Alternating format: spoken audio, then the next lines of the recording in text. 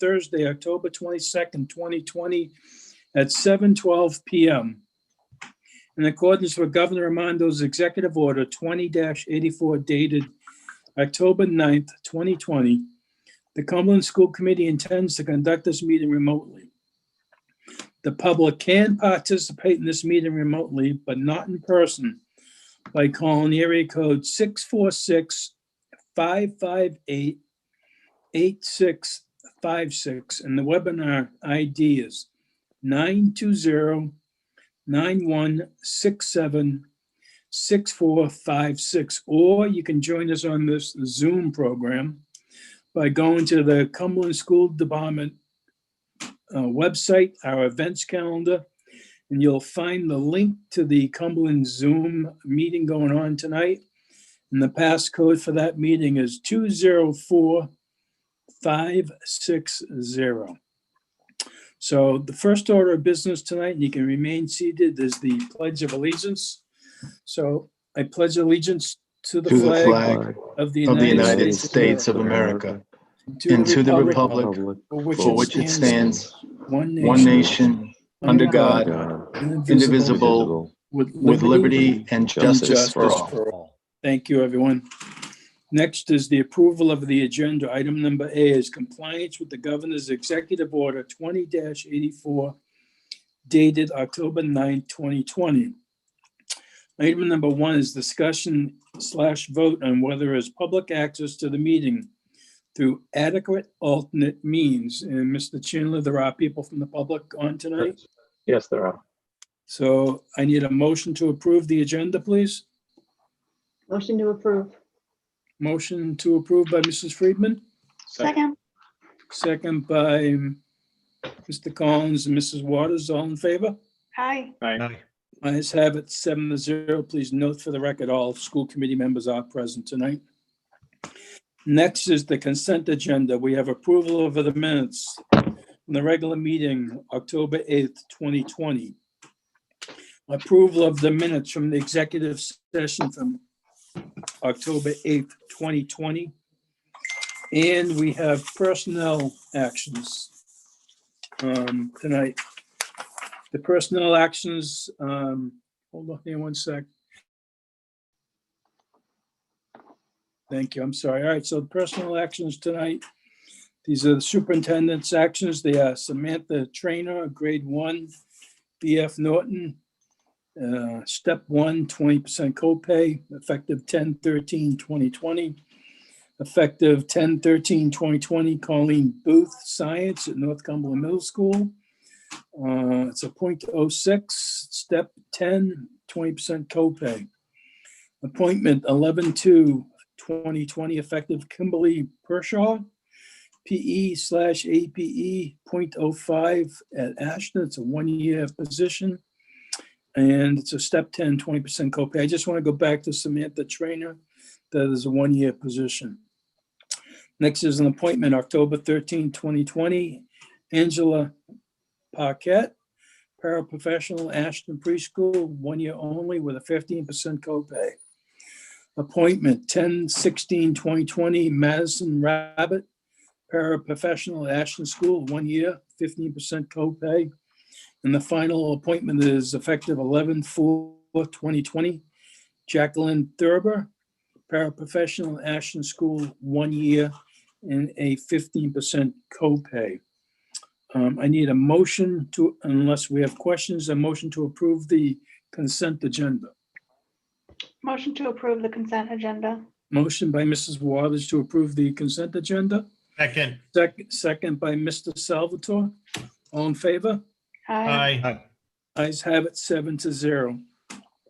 Next is the report out of the executive session meeting held October 22nd, 2020. There were no votes taken tonight during executive session.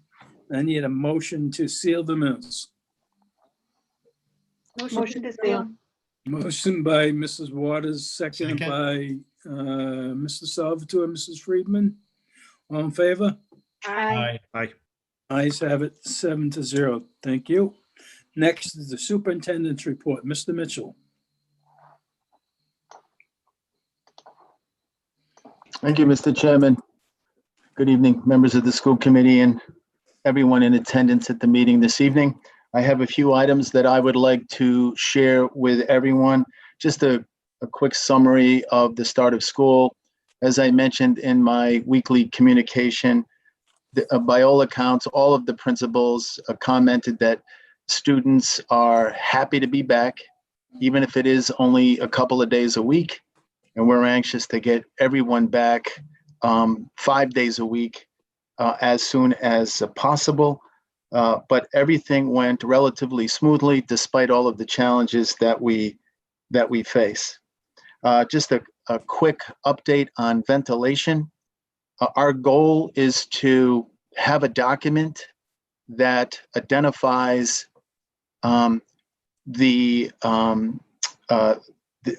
ventilation for every single space where students and staff meet in the district.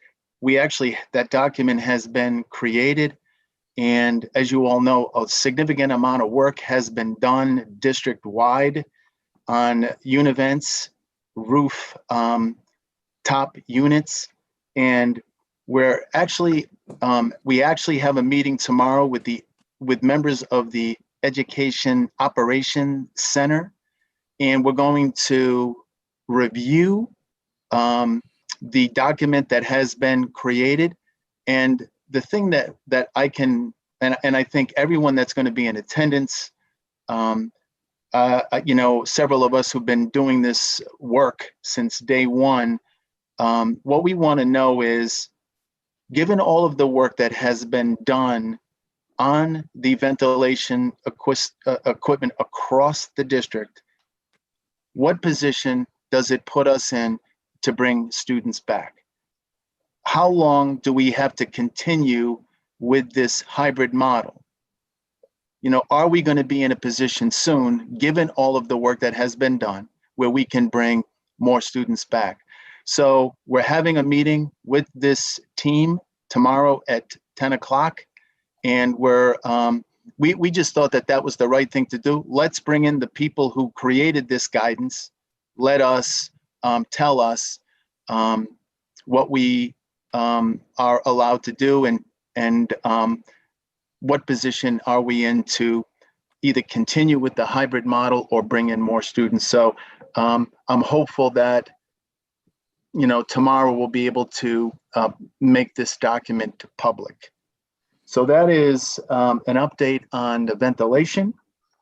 A couple of other issues related to the start of school. I'm in a position being in the trans building, since that is where my office is, to hear some of the announcements that are made in the high school. And I want to really commend the students for their response to something that Mr. Costa asked them to do. I heard him say today that, he actually asked the students respectfully if they would please use the drawbridge to help with traffic control at the end of the day. And he actually sent me a video of students, literally hundreds of students walking across the bridge in response to his request. So I want to publicly thank the high school students for responding respectfully to Mr. Costa's request. And I've also heard Mr. Costa, and I know all of the principals are doing this, reminding students of the importance to wear their mask on a regular basis. And he has also commended them because they're all, I get to see them being in the trans building, and they are all wearing their masks. So we really do appreciate that as well. And I'm hearing from all of the principals that students and staff are wearing their masks as they've been asked to do. So we really do appreciate that. And we do know that masks and frequent hand washing make a difference.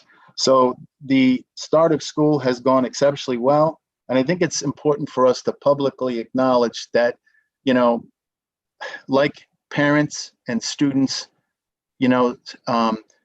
staff and administrators teachers, administrators, all certified, non-certified staff and administrators. We want all of our students back, but we need to make sure that it is done in the right environment and that it's done safely. So far, so good with the start of school, and hopefully we can get more students back sooner rather than later.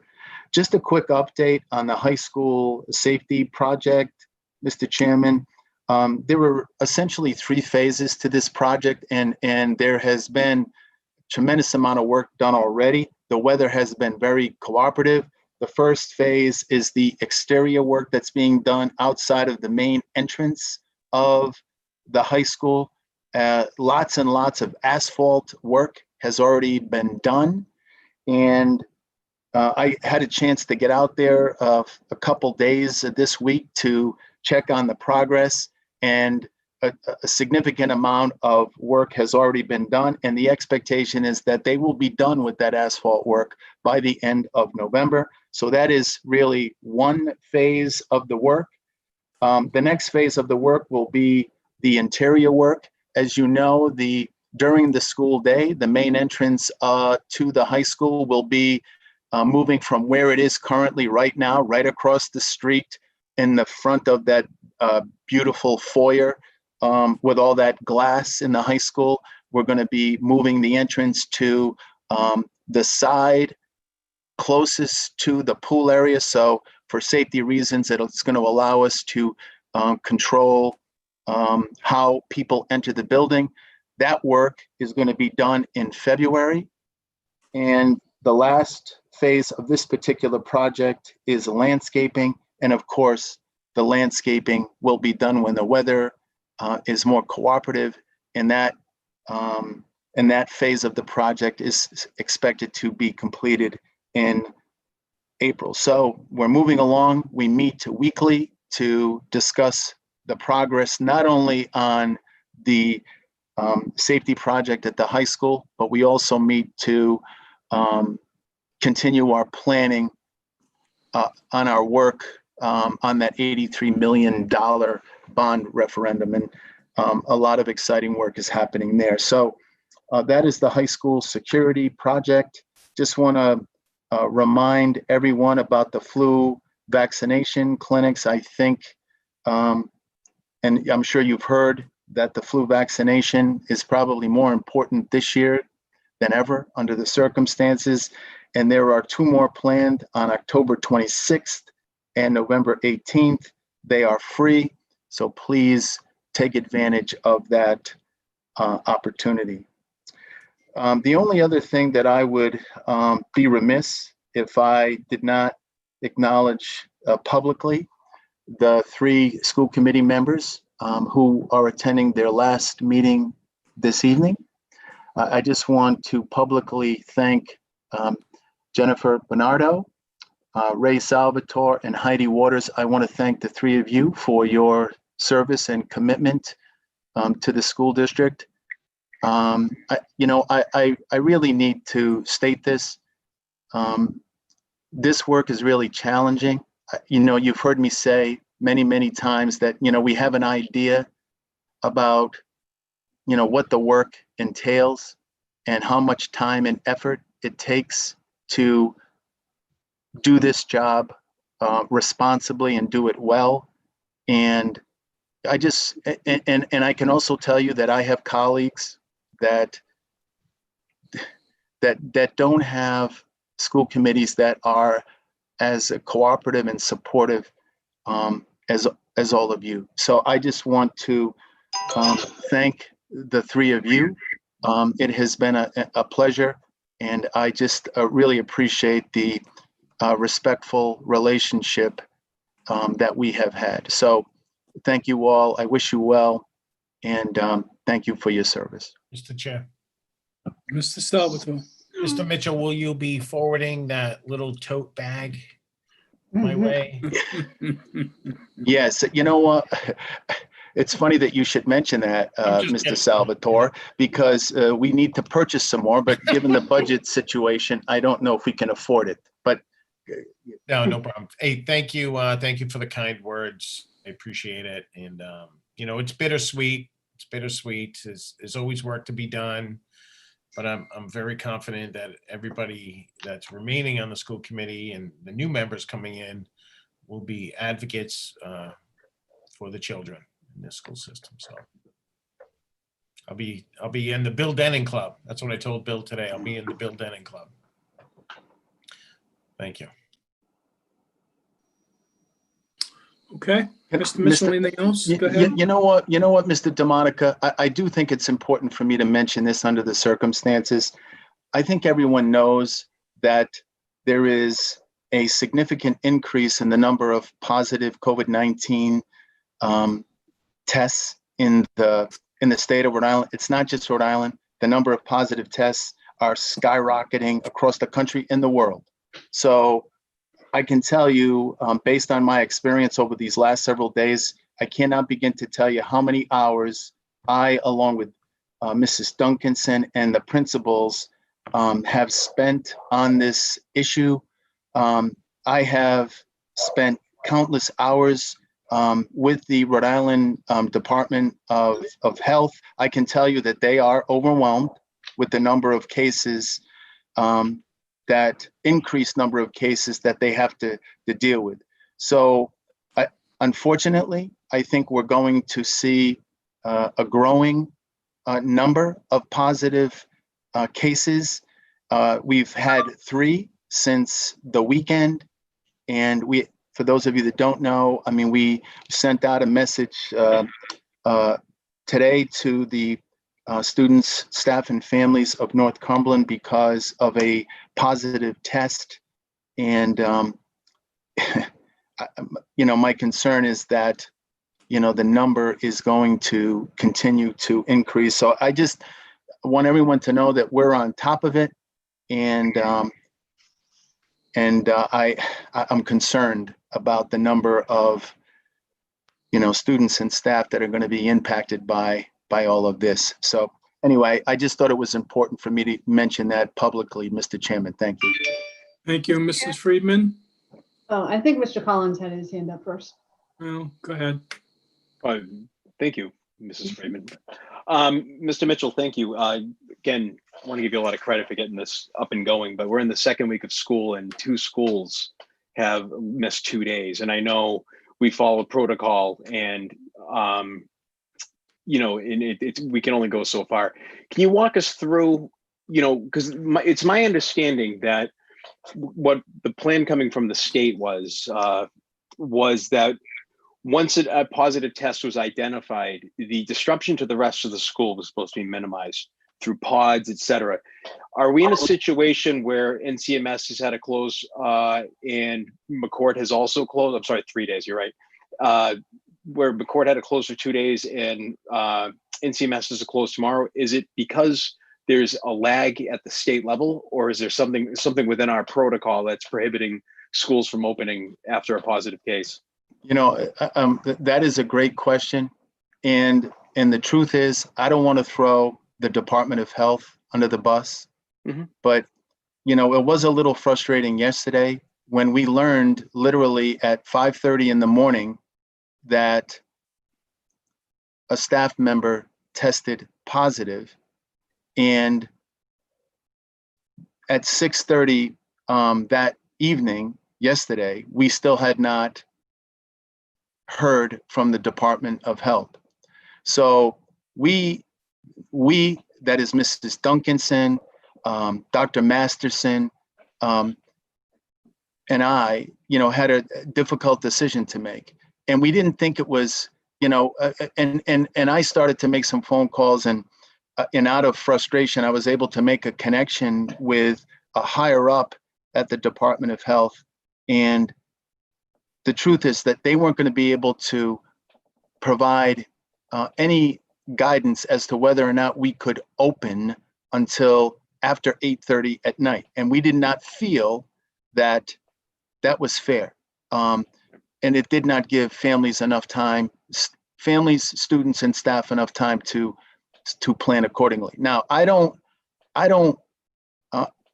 goal here is not to throw the Department of Health under the bus because it is a capacity issue. There's no question that they are overwhelmed, and we cannot open the school until the appropriate contact tracing is done. So based on what happened yesterday, for example, when we learned about another positive case today, we anticipated that the Department of Health, it would be virtually impossible for them to do all of the contact tracing that they needed to do.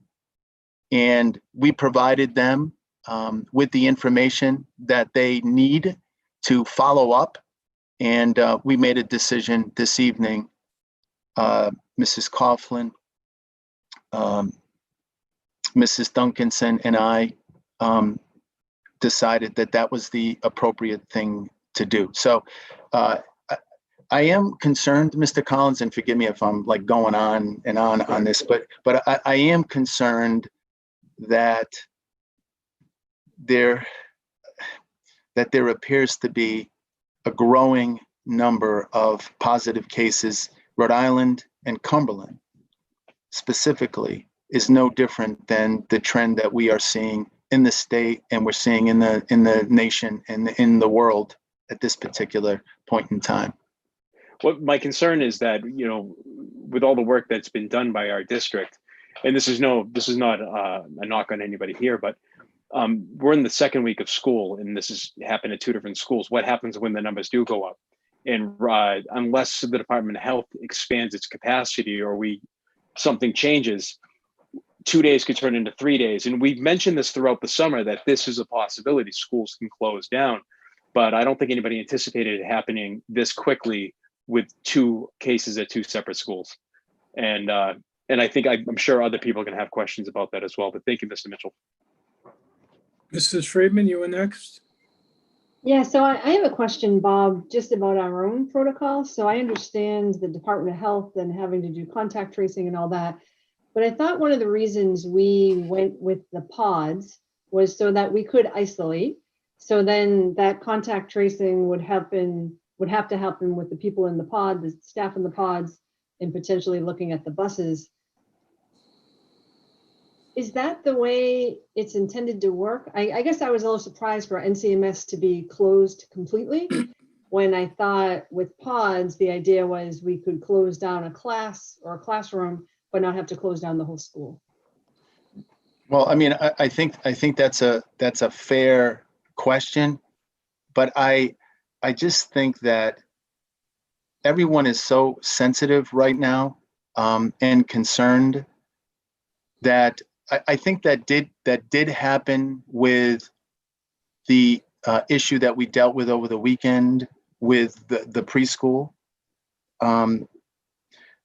because the at that particular time the Department of Health was able to act quickly. It was the weekend. There were staff there that were able to get a hold of the smaller number of students. We did have a conversation about that very thing this afternoon. Should we consider just having the pod stay home? But I don't know that we were very comfortable with that decision. And you know, so moving forward, if there is a concern about the pod, I mean, perhaps tomorrow's Friday, but let's just assume that they were consecutive days.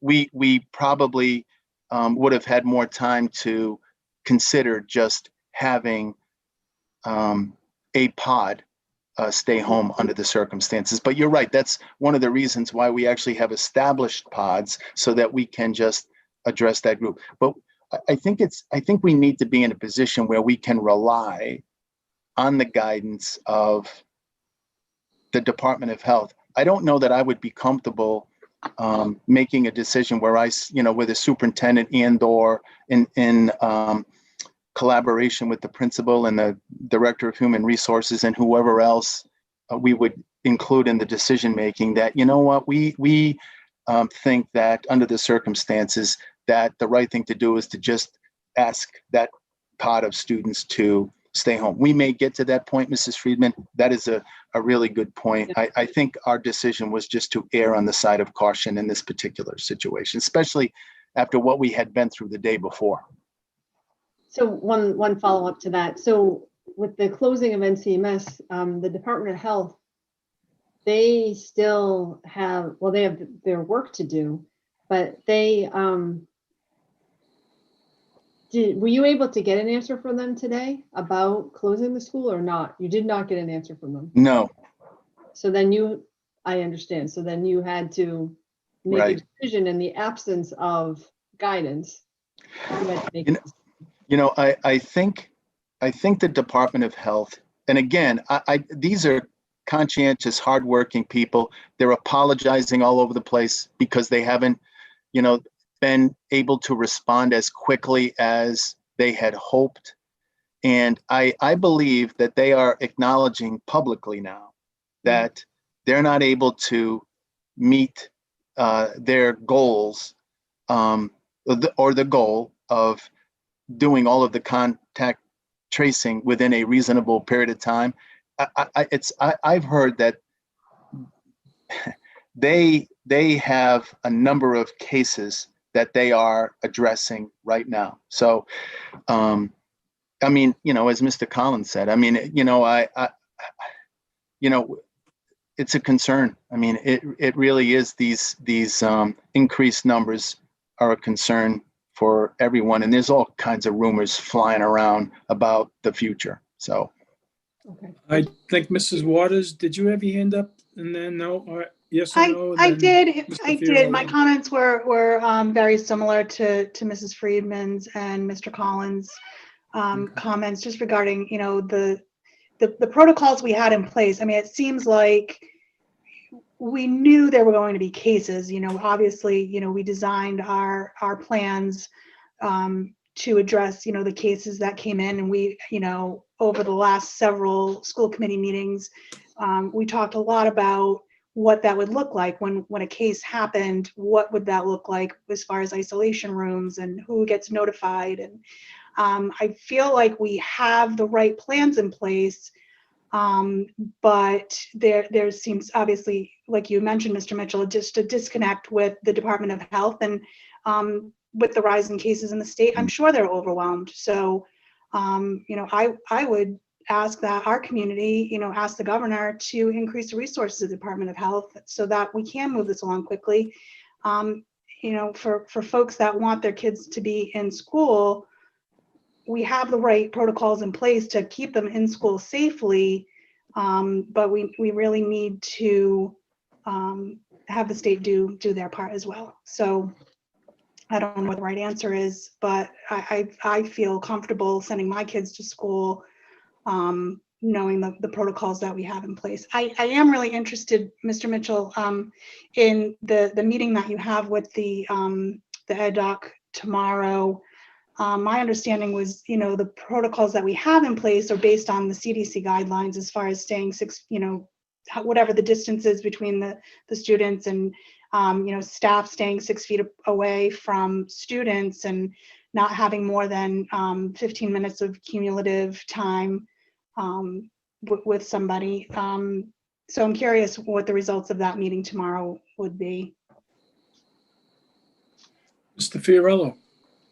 Mr. Mitchell, by closing a school for the day, doesn't it also allow for a deeper cleaning of that school before we reopen it?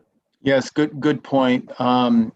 Just the case in point, McCourt Middle School, they were, when we knew that they were going to be out yesterday, contacted Will, and he got a team in there with those, spray guns, and they were wiping down all of the surfaces. So a deep cleaning was done at McCourt that first day that we did the distance learning. Mrs. Bernardo, go Thanks. ahead. Just kind of about, with the pods, and I assume if we have a pod and one person from that pod is test positive, but if that particular person also say takes the bus, and wouldn't you then also wouldn't that also affect a lot of other pods, just from the sake of, now that potential person may have been on a bus with potentially kids from other pods, and now it could kind of be a longer process to trace all of that, once you start exposing, this is an exposure beyond that pod. wouldn't that take even longer to try to resolve? I think the answer to that question is absolutely yes. And one of the things that we are required to do is to provide that information. So we do have to provide the information about the students on the bus, in addition to, all of the other information that is required. So, I don't know if I would be providing inaccurate information if I were to say that the Department of Health is dealing with hundreds of these. So when you're dealing with hundreds of these and you have a finite number of health professionals to deal with them, they're working really hard. And I heard today that under the circumstances with this increased number of positive cases, that it's all hands on deck. I mean, people who you've been working really hard since March, and who, were hoping for a day or two off. It's my understanding that they were all called back in. So I don't want to tell tales out of school here, but I think they are dealing with the reality of the increased number of cases. We're seeing it, right? We're seeing it as a school district. So we're just one. Mr. Collins? Mrs. Bernardo made me just think of something.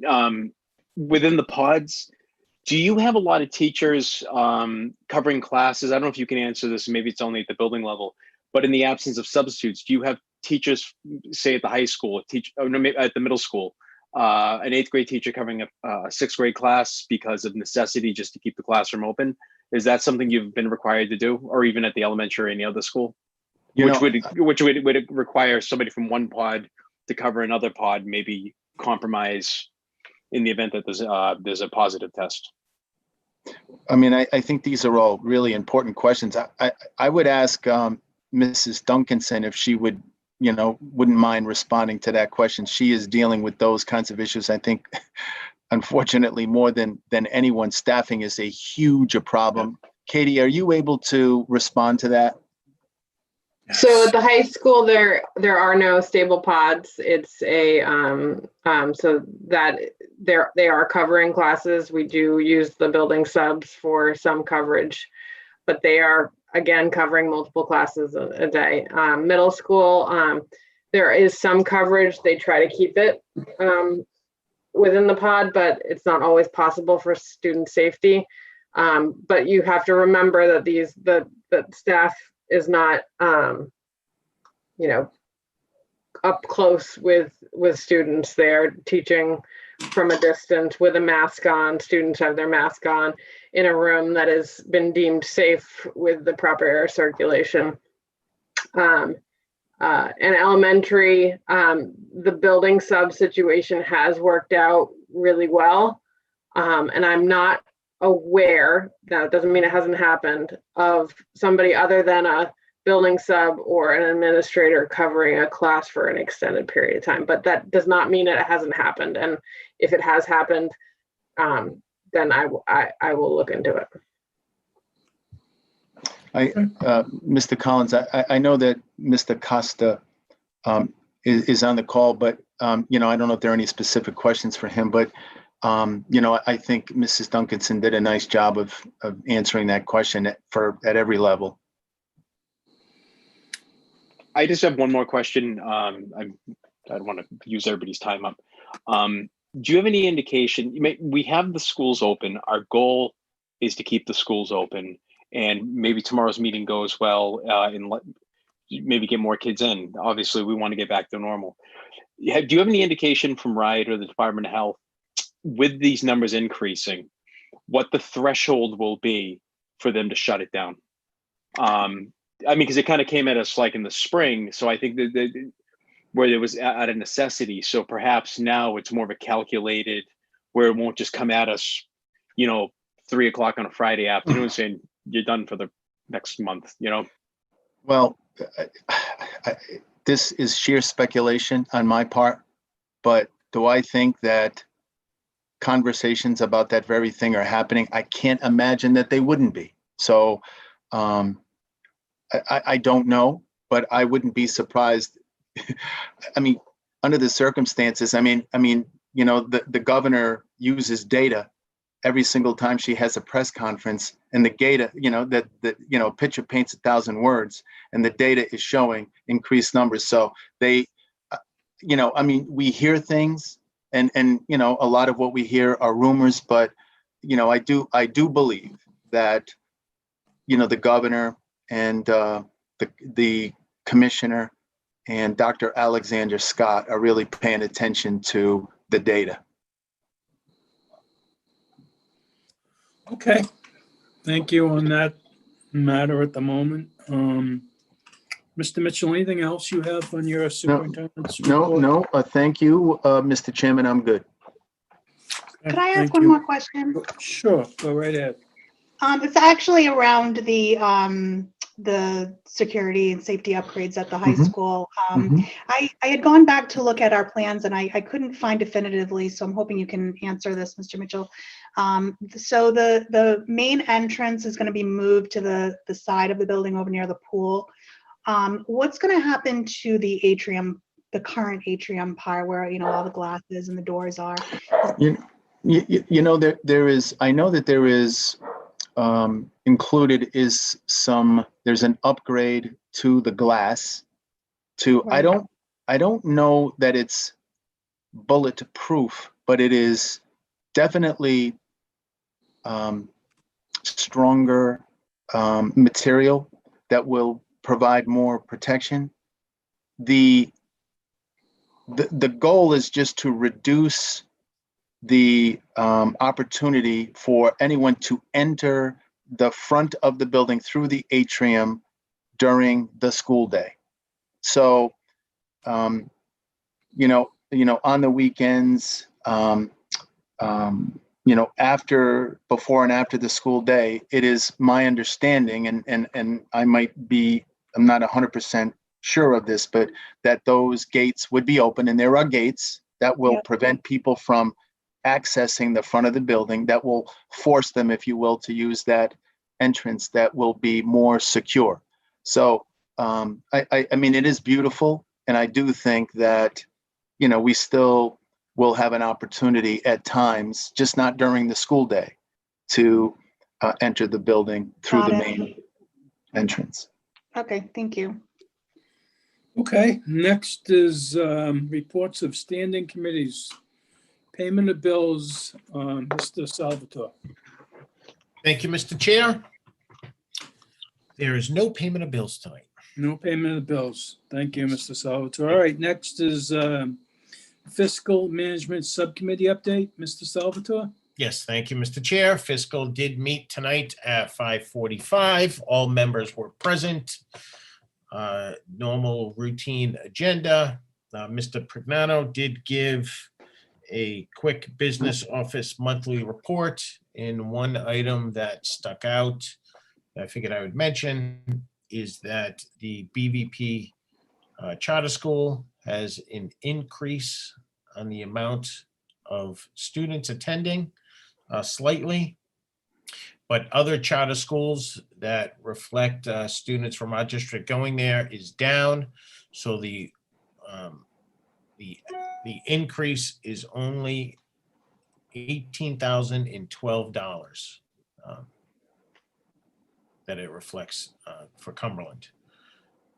Besides that, Mr. Chair, Sedesco Food Services gave a report as well.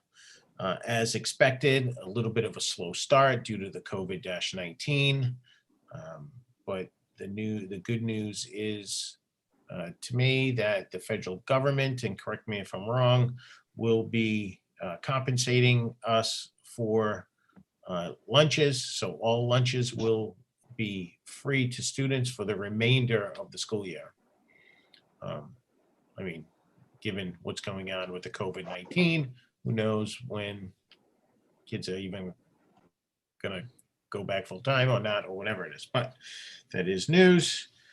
Besides that, Mr. Chair, also we had a discussion and or vote for a resolution, the Alphabet Education Contract Amendment, which was tabled due to our attorney, Stephen Adams, to review that contract in-house and then advise back to the new fiscal management subcommittee and the new school committee members that are coming in.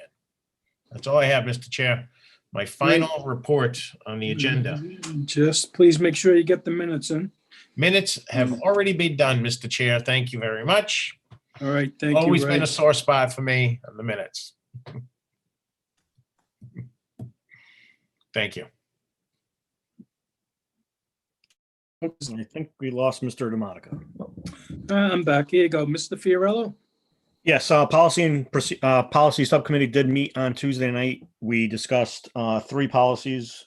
We introduced 2 brand new policies. F1, the protective face covering policy, meaning face masks, of course. Also F2, no idling of motor vehicles. We've also made a decision to rename the facilities development heading or category and just make it facilities. These will be the first 2 policies under this heading. Others from the policy manual will be moved to facilities over a period of time. Also, the other topic of discussion was the teen dating and violence, sexual violence policy, which is J3. And I just lost it.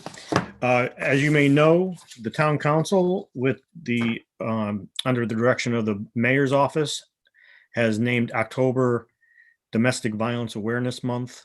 So we were very happy to have Sarah King from the mayor's office, who she is the community outreach coordinator. She came to our meeting to discuss this very important issue, and is going to start a whole review of this policy, not just the policy, but all of the procedures around it.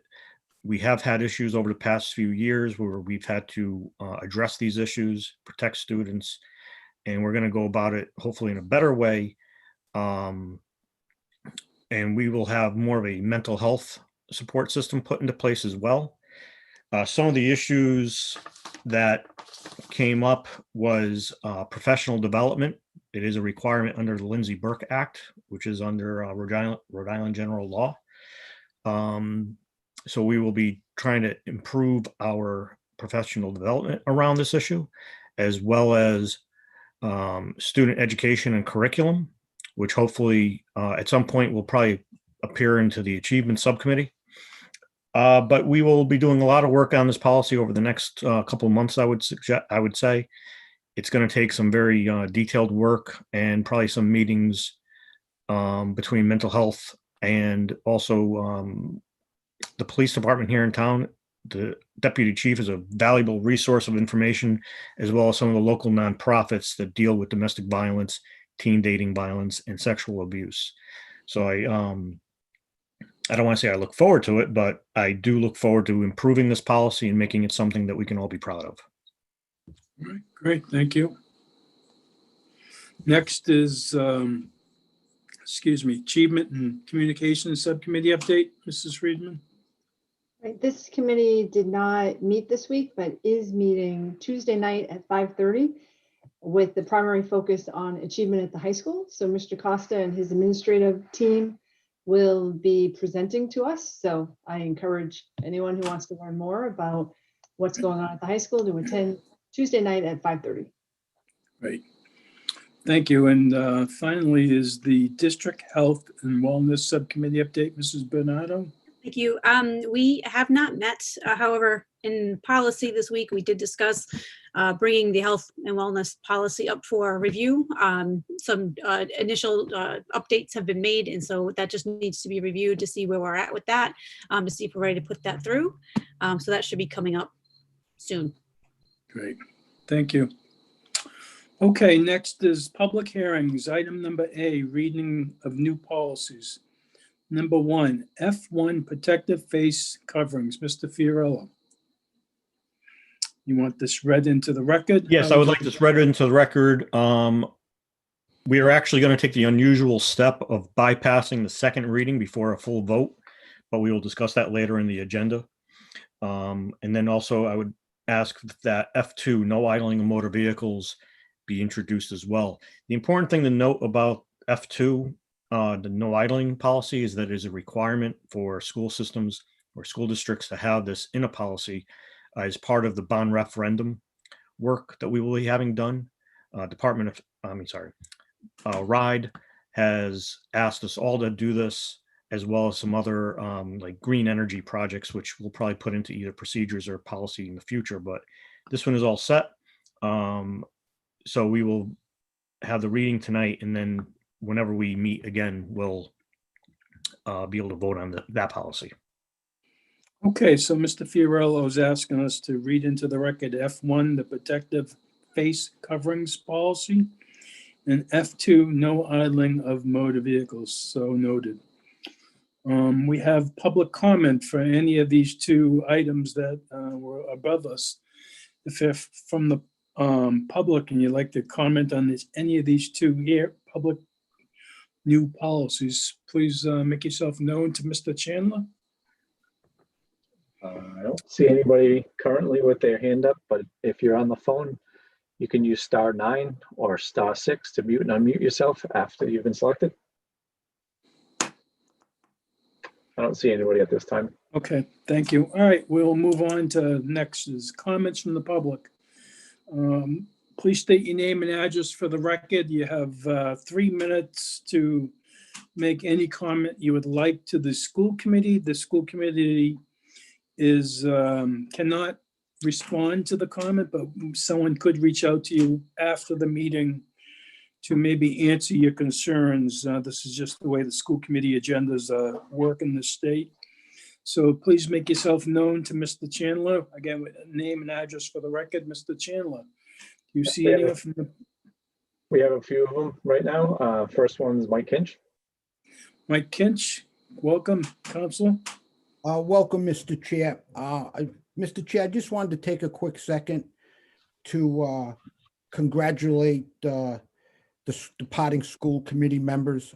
I just want to thank you, Heidi, Jen, and Ray, for the cooperation and work you did with the council.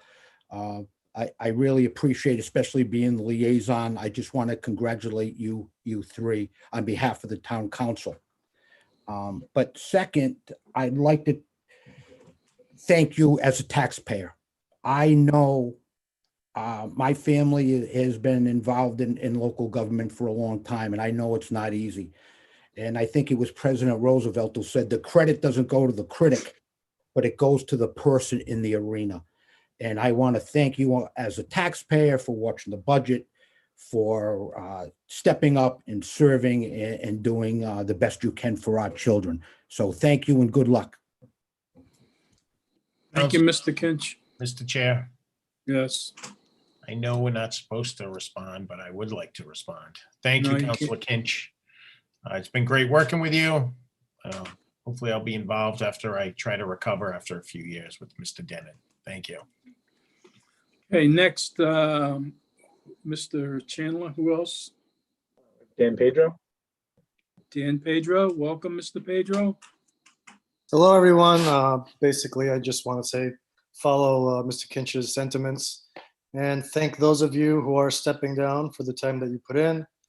I know this is bittersweet because you want to do what's best for your town and for the children, but it's also a lot of work, and you don't get enough praise for that. So just want to thank you. I did put my name in as a write-in. I know I give you guys a hard time, but I try to always step up and put my name in the hat. And if the powers that be put me in that seat, then I'm looking forward to continuing my part as a school committee member in a more official manner. Thank you guys, and enjoy your retirement. Next, Mr. Chandler. Lisa Bulio. Mrs. Bulio, welcome, Council. Hey, guys, can you hear me? Yes, we can. Yeah, so first I want to say thank you to Mrs. Waters and Mrs. Bernardo. I think if anyone could have gone back in the Wayback Machine and said, hey, you want to be on the school committee? We're going to have a pandemic. I bet you still would have stepped up to the game, because I think you've got what it takes, and I appreciate how much effort and time you had to put into all of this. It's a huge effort. I don't envy the position that any of you are in. I'm sure every decision is day by day, minute by minute. And so thank you for that. Godspeed and good luck with whatever you do next. Stay involved. I hope you do, because it's all going to matter. Mr. Salvatore, as my former vice chair, I just want to say, for the record, I greatly appreciate everything you've done to humble me as a school committee chair. Just for everyone's information, one of the first things that Ray wanted to do when he first came on the school committee was to do a big fundraiser. And I so appreciated his level of effort until I realized he wanted all of us to shave our heads. And I just couldn't pull myself to do that. But Raymond, your ambition and your dedication to the students of Cumberland is paramount. The effort you went into when you took the role as chair to support and advocate for students from the financial perspective has put the school committee in a position where it didn't have to cut as much. And we all know how hard and how difficult that can be when you feel like you're shredding a budget, and you put us in a position less to fail, and you put us in a position to succeed. So I am appreciative of every single minute you put into antagonizing me, and to advocating for students. It all matters. And I am truly grateful for the dedication and effort you've given to the Cumberland School Committee. Thank you all, and have a good night. Thank you. Mr. Chair.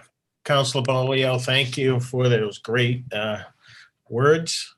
I mean, we had a lot of fun when we were on the school committee, but those 2 years were stressful. It was stressful with the town. It was stressful internally with some changes. We got past it, and we kept the ball moving in the right direction. So I'll miss working with everyone, especially with the town as well. So thank you again, Councilor Bolio. Thank you.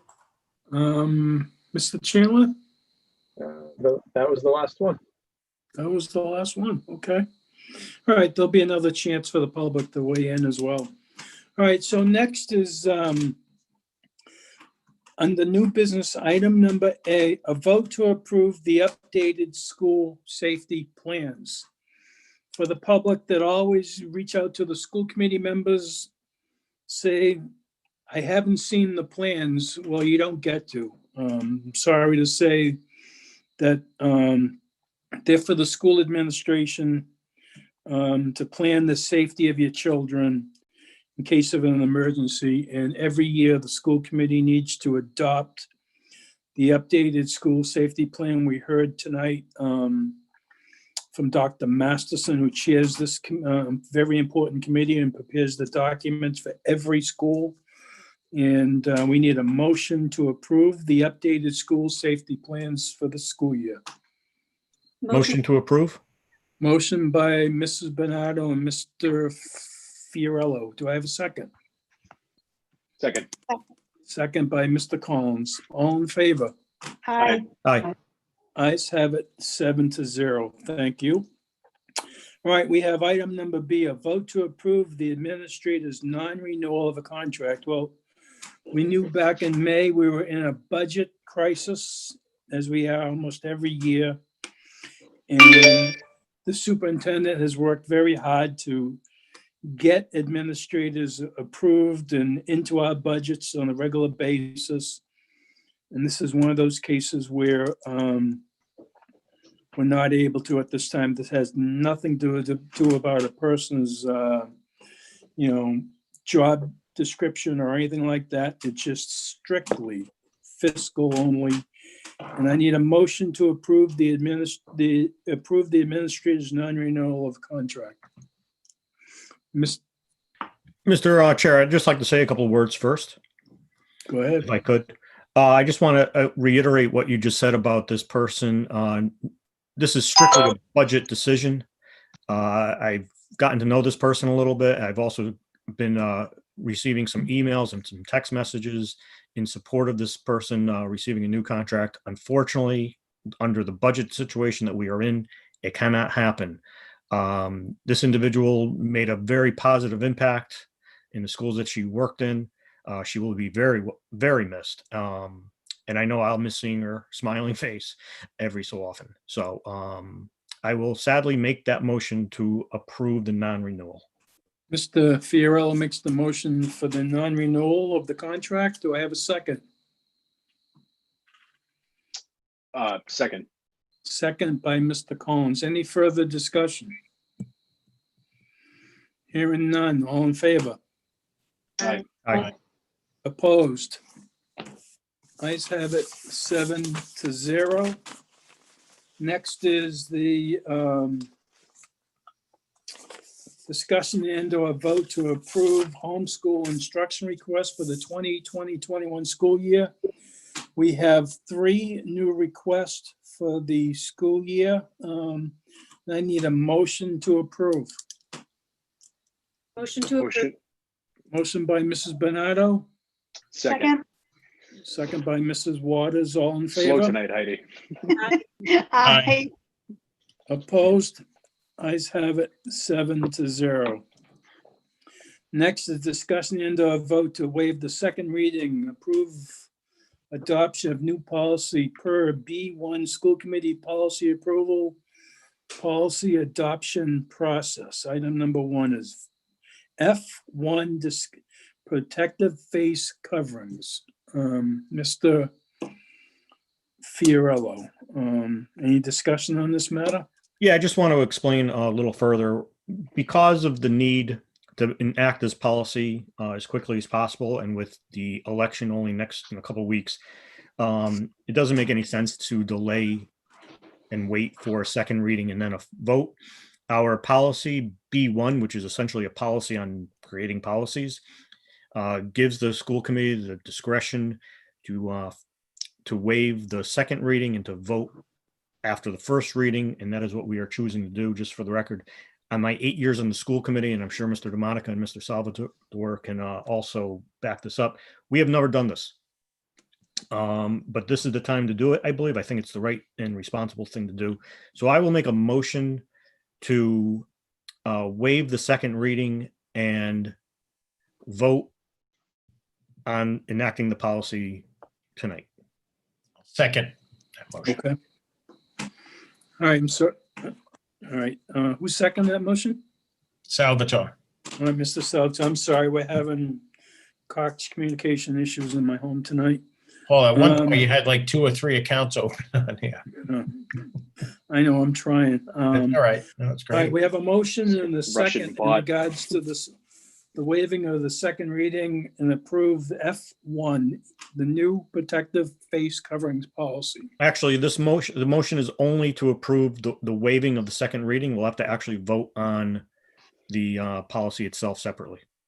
Okay, then I'm stand corrected. This is just to waive the second reading policy approval going forward. We have a motion and we have a second. I gotta say for myself under discussion, I'm gonna probably vote no, because I think any policy that we do, the public really needs to have some say in what we do going forward.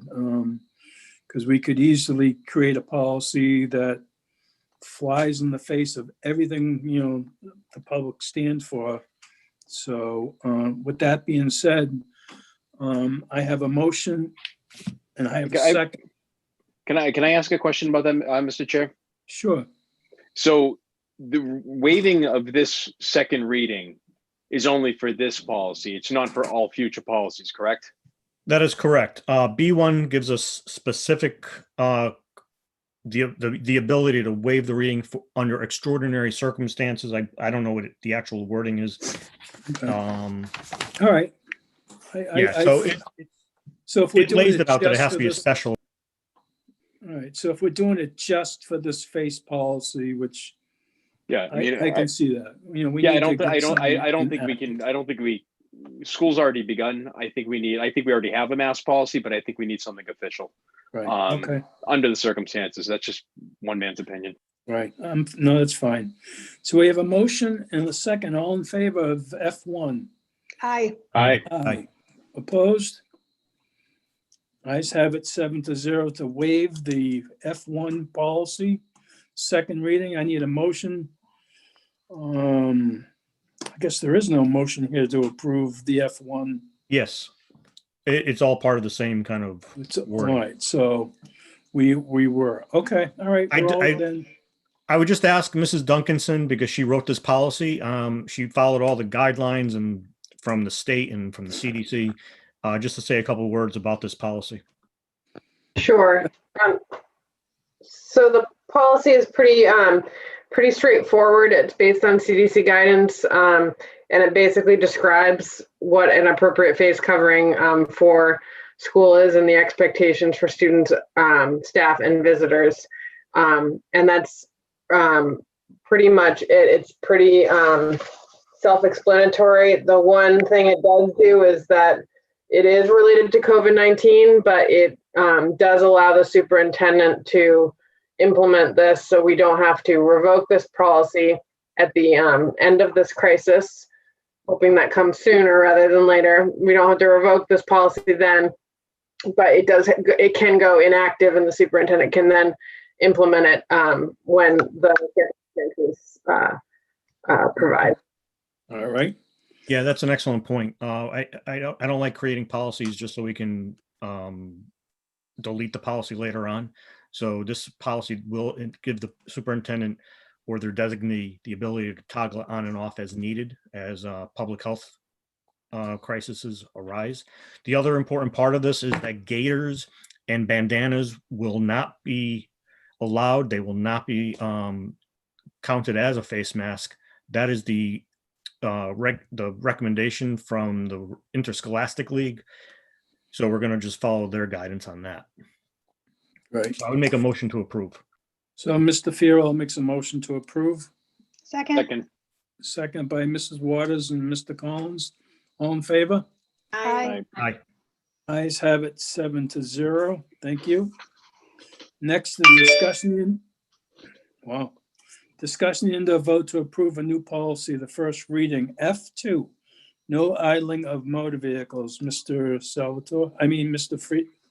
Fiorello. Yeah, as I said, this is just a standard policy. It's for the first reading. This won't get passed until the next school committee, more than likely. So I would just make a motion to approve the first reading.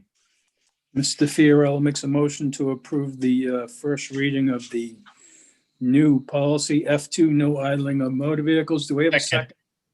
Second by Mr. Salvatore. I just want to give the public a little update. RIDE, the Rhode Island Department of Ed, when we do schools start doing construction, that they don't want the vehicles, the school buses and anything like that sitting idling on school property, things like that. And so this is something that every school district in the state will eventually adopt. So that's the reason why we have a no idling of motor vehicles on this agenda. This will also include all like passenger vehicles, just people dropping off their kids, picking up their kids. They will not be allowed to just let their cars idle. Right, okay. So we have discussion and a vote to approve. All in favor? Aye. Opposed? Hearing none, it passes 7-0, the first reading. Next is discussion and a vote to approve resolution SCR 2020-08, Alpha Best Education Contract Amendment. As Mr. Salvatore stated earlier, this is tabled until our school department attorney can just take a review. So that one is tabled and it'll come up at the next fiscal subcommittee meeting when it's available. And so we have the second of comments from the public. If there's anyone here that would like to speak from the public, please state your name and address for the record and make yourself known to Mr. Chandler, please. Mr. Chandler, do you see anyone? Not at this time. Not at this time. Okay, we'll give it a second. and then we'll move on to school committee comments, school liaison reports. Okay, we're gonna move on. School committee comments, school liaison reports. Anyone that would like to speak tonight? Mrs. Friedman, you're first. Yeah, I just want to echo what's already been said a few times tonight and to thank Mr. Salvatore, Mrs. Waters, and Mrs. Bernardo for their dedication, their hard work, their sense of humor, and their friendship. You have my number. You know, we have all of our numbers direct inside line to the school committee. So contact me anytime with any concerns. And we're all here to continue to represent you. So thank you for everything. Thank you, Mrs. Friedman. I know where you live. Anyone else that have a comment? Mrs. Bernardo? Yes. So I just wanted to thank all of you, fellow committee members and district administration and everybody. You know, it's been a great experience. It's been a huge learning experience. And just for the community, just to know that, you know, this committee really has the best interests of, you know, our families in mind and our community in mind. You know, obviously you don't always all agree on everything, and we're not really supposed to. We're supposed to be here to represent, you know, what we think is right. But we are always very respectful. I think this is a very strong committee. I think it has been a very strong committee. Again, along with the district administration, I think there's a really solid relationship there, and that extends into our town council, into our mayor's office. I think within Cumberland, I think that we're in a really good place right now as a community. And so I just, you know, thank all of you involved, and I'm glad those that are remaining. And welcome to anybody who's new that will be stepping into our roles. And I wish all of you the best. Thank you. Anyone else? I'll go with Mr. Fiorello, and then we'll go with Mrs. Waters. Go ahead, Mr. Fiorello. Yeah, I just want to say again, thank you for the hard work that the three of you put in. Mrs. Waters, we've really only known each other for the past 2 years. It's been a pleasure. I hope that you're not going to be a stranger to committee meetings and, you know, texting me, you know, at night.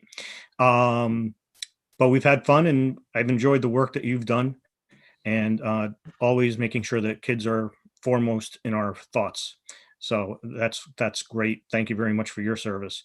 Mr. Salvatore, 8 years. Can you believe it? I can't. And I had completely forgotten about the shaving of the heads. I'm glad Mrs. Bolio brought that up. I worked that hard, you remember, and I could not get I anybody to do it. Oh, well. Mrs. Demodicus hasn't grown back yet. But you know what? We fought a lot of good fights together, and I appreciate that, always having the children's best interests at heart. And you will be missed on this committee. Again, thank you very much. I also miss your fried eggs, but that's another story. So, yeah, thank you. Thank you. And Mrs. Bernardo, I cannot believe that you were actually able to be talked into this, or not being able to be talked out of not running again. She and I met for the very first time at a RIF function at BF Norton. And then we worked we worked alongside each other for many years since then. And it'll be odd not to have any kind of school connection with you any longer. It'd be weird. It is. I'll have to make a specific point to harass you. What's that? I'll have to make a specific point to harass you. I'm sure you will. So hopefully you'll be able to stay on also and help out in future committees or whatever. So thank you all very much. This is a very hard job, and you are obviously the smart ones in the group. So. Mrs. Waters, go ahead. Thank you. Yeah, I just want to thank everybody for the kind words tonight, and for welcoming, you know, being so welcoming when I joined the committee a couple years ago.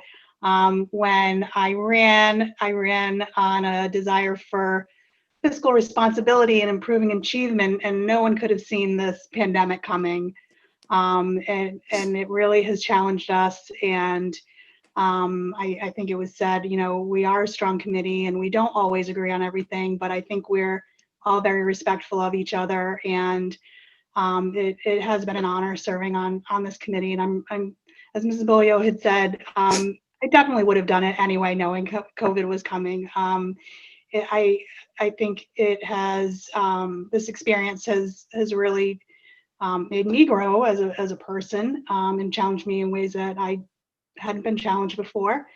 So I would like to say also good luck to the new folks who will be joining after the election in a couple of weeks, and I encourage everybody to go vote. So thank you, everybody. Mr. Collins? I'm not really one to do goodbyes. If we were in person, I would give the Irish goodbye, which is I would tell everybody I have to go to the bathroom and then bounce out the back door. So, but anyway, so thank you very much. I'm still the baby in the group, but thank you very much for all your guidance and help. You guys have been incredibly accessible, and I appreciate it. And I look forward to seeing you guys at Dave's or wherever else. And I look forward to you joining the angry Facebook mob. So, or maybe you can start your own. It seems like all ex-committee members start their own Facebook page. So it'll just give you another thing to another thing to worry about. So thank you very much and best of luck. And we'll see you around town. Thank you. Thank you. I'm Yeah, going to hang out at Denon's house. they're still voting from Florida, I believe, Mr. Hess. Hey, with that being said, Mr. Salvatore, it's been a great 8 years working with you, and I'm sure I'll be hearing more from you as well. Mrs. Waters, Mrs. Bernardo, 2 years. I mean, boy, it went by fast. Now it's coming up, and it's going to be a 4-year term for members of the school committee. And I can see why you want to get out. I really do. But hey, folks, we have an election coming up in a couple of weeks. We have, people on the ballot, but we have 2 people who are running for District 4, I believe. And it's a write-in campaign. We have Amy Rogalowski and Dan Pedro, 2 fine candidates. Please go to the ballot and write someone's name in there so that it is an elected position, not an appointed position by the town council. And I just, in closing, next year after the election, there'll be a new chairperson of the school committee as well. We agreed as a group that nobody should serve more than 2 years as the chairman of the school committee unless they want to run for that position again 2 years from now. So my time is up. The school committee members will be happy not to get 6 a.m. text messages with schools closing and so forth. So, there'll be a new person taking over for the chair. I will still be on the school committee again, but I need a little break like these 3 are getting. So with that being said, if there is no other business in front of the school committee, I'll ask the superintendent if he has any executive sessions or a final message. No, I think we're good, Mr. Chairman, and I just echo what everyone has said. I just thank everyone for their service and commitment, and it's a lot of work. Like I said, you have to be in it to fully appreciate how much time and effort it takes. So thank you all for your commitment and sacrifice. Really is a sacrifice. Thank you all. All right, just one final comment. You're still elected until the town certifies the ballot, so be prepared to get that message again. And that being said, I need a motion to adjourn. Motion I'll to make adjourn. a motion to adjourn. Motion by Mrs. Waters, Mr. Salvatore, Mrs. And Mrs. Bernardo. Bernardo made a motion too. Second by the entire school committee. Thank you all for your service and good night. Thank you, everyone. Thank you. Passes 7-0. Thank you.